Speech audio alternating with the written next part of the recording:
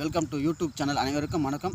இன்றைக்கி அதாவது வந்து ஒரு நெஞ்சு சளி பிடிச்சிருக்கோம். அதாவது வந்து நமக்கு நெஞ்சு சளி பிடிச்சிதுன்னா அந்த நெஞ்சு சளி வந்து டாக்டர் அனுமதி இல்லாமல், அதாவது மருத்துவர் அனுமதி இல்லாமல் அந்த சளி நம்மளே வெளியே கொண்டு வரணும். அதுக்கு நம்ம எப்படி கொண்டு வரணும் ஒரு சின்ன அந்த வீடியோவில் சொல்லலான்னு இருக்கேன். அதை முழுக்க நீங்கள் வீடியோ மட்டும் தள்ளிடாமல் பாருங்கள். நீங்கள் சப்ஸ்கிரைப் பண்ணலான்னு பரவாயில்ல, லைக் பண்ணலான்னு பரவாயில்ல, ஆனால் உங்களுக்கு யாருன்னா தெரிஞ்சால் ஷேர் பண்ணி விடுங்க.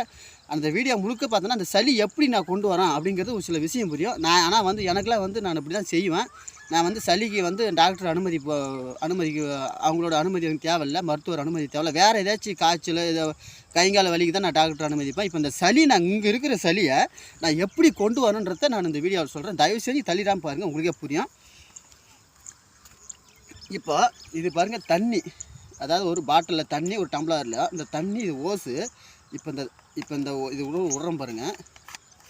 இந்த பாட்டிலுக்குள்ளே இந்த ஓசு விட்டு தண்ணி எப்படி எடுக்கிறோம் பாருங்கள்.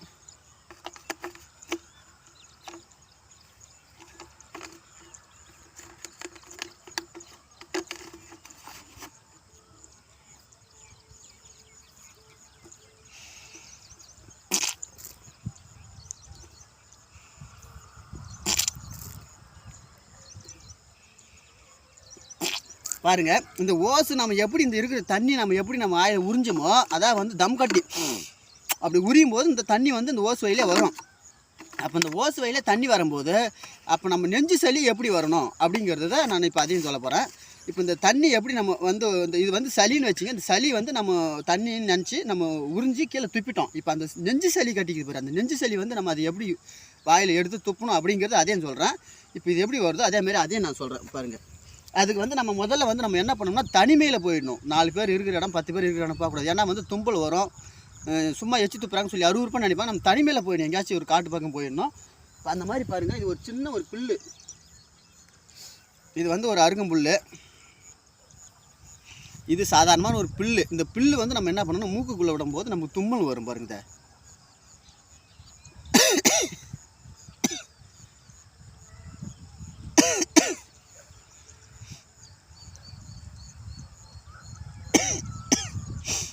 எனக்கு சளி பிடிச்சில்ல, கண்டிப்பாக எனக்கு தும்மல் வரது கொஞ்சம் லேட் ஆகும்.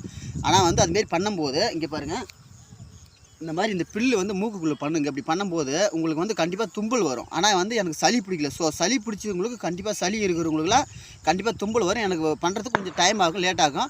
அப்படி தும்பல் வரும். அப்படி தும்பல் வரும்போது சும்மா நான் தும்பி காட்டுறேன் பாருங்கள். அப்படி தும்புறோம். அப்படி தும்பும் போது நம்ம என்ன பண்ணோம்,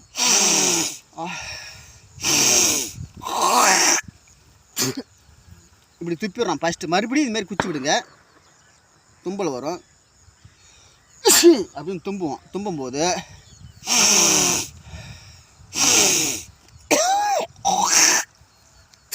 அப்படி துப்பிடுங்க. அப்போ இந்த நெஞ்சு சளி வந்து அப்படி வந்துடும். மறுபடியும் இப்படி குச்சி விடுங்க. இப்படியே நம்ம ஈக்கணுங்க, அதாவது தம் கட்டி ஈக்கணும். நம்ம எப்படி நம்ம வாயில் இழுக்கிறோமோ அதை பாருங்கள், சட்டையை கூட கழட்டி காட்டுறேன். இப்படி இழுக்கும்போது அந்த நரம்பே மேலே வரும். இப்போ இந்த கழுத்து நரம்பு வருது பார்த்தீங்களா, அந்த கழுத்து நரம்பு நான் அப்படியே சொன்ன பாரு, அந்த ஓசு மூலியமாக அப்படி வரும் சளி. அப்படி வரும்போது அந்த மாதிரி ஒரு 10 தடவை 20 தடவை நீங்கள் செய்யணும். ஒரு குறைஞ்சது ஒரு 10 தடவை செய்யணும். ஒரு அதிகமாக சளி இருந்தால் நீங்கள் 10-20 தடவை கூட செய்யலாம். அதாவது தனிமையில் வந்தோம், 4 பேர் இல்லாமல் ஒரு 10 பேர் இருக்கிற இடத்துல வந்தோன்னாக்கா. ஏன் சொல்கிறேன்னா, அவன் சும்மா தும்பிட்டு கிடக்குறான், மூக்கில் குச்சி விட்டு அந்த பில்லு தும்பிட்டு கிடக்குறான், எச்சு துப்பிட்டே இருக்கிறான்னு சொல்லிவிட்டு அருவருப்பாக நினைப்பாங்க. யாருமே அருவருப்பாக நினைப்பாங்க. எனக்கு வந்து சளி, எனக்கு தும்பல் வரல, ஏன்னா சளி எனக்கு பிடிக்கல. நான் இது தான் செய்வேன். நான் வந்து இதுக்கு ஒருவசம் நான் டாக்டர் அனுமதி எனக்கு தேவைப்படாது, மருத்துவர் அனுமதி தேவைப்படாது. வேறு எதனா காய்ச்சல், கைங்கால வலி அப்படின்னா நான் அவர் நாடி போயிடுவேன். எனக்கு இந்த சளி, நெஞ்சு சளி கட்டிக்குதுன்னு சொன்னால் நான் இதை தான் செய்வேன். நெஞ்சு சளி எனக்கு கொஞ்சம் கூட கிடையாது, வாய்ப்பே இல்லை. நீங்களும் உங்களுக்கு சளி பிடிச்சிருந்தேன்னா இந்த மாதிரி பண்ணுங்கள், உங்களுக்கு கண்டிப்பாக நெஞ்சு சளியெல்லாம் வந்துடும். சும்மா தேவையில்லாதெல்லாம் போட்டு பண்ணாதீங்க. ஆனால் வந்து இது வந்து தனிமையில் செய்யணும். இது வந்து குறைஞ்சது ஒரு 10-20 தடவை செய்யணும், 20 முறை செய்யணும். அது 20 முறைங்கிறது ஒன்றும் அதிகமான ஒரு 10 நிமிஷத்துக்குள்ளே செஞ்சுக்கலாம். நீங்கள் தனிப்பட்ட மாதிரி ஒரு 10 நிமிஷம் தான் டிப்ஸு.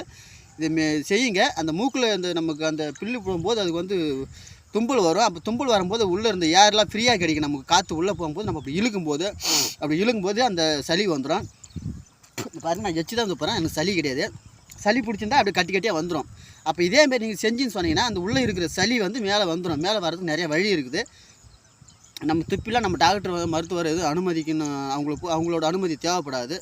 உங்களுக்கும் இந்த மாதிரி ஏன்னா பிடிச்சிருந்தாக்கா நீங்கள் இதுமாரி பண்ணுங்கள். உங்களுக்கு தெரிஞ்சவங்களா இருந்தால் சொல்லுங்கள். இந்த மாதிரி டிப்ஸ் நீங்கள் பண்ணிங்கன்னா உங்களுக்கு நெஞ்சு சளி பிடிக்கிறதுக்கு வாய்ப்பே இல்லை. இந்த வீடியோ முதல்ல பார்க்குறவங்களா இருந்தால் அப்படியே நம்ம வீடியோவுக்கு ஒரு சப்ஸ்கிரைப் பண்ணி லைக் பண்ணிடுங்க. நண்பர் யார் இருந்தால் ஷேர் பண்ணிடுங்க. மீண்டும் இன்னொரு வீடியோவில் பார்ப்போம். நன்றி, பாய், வணக்கம்.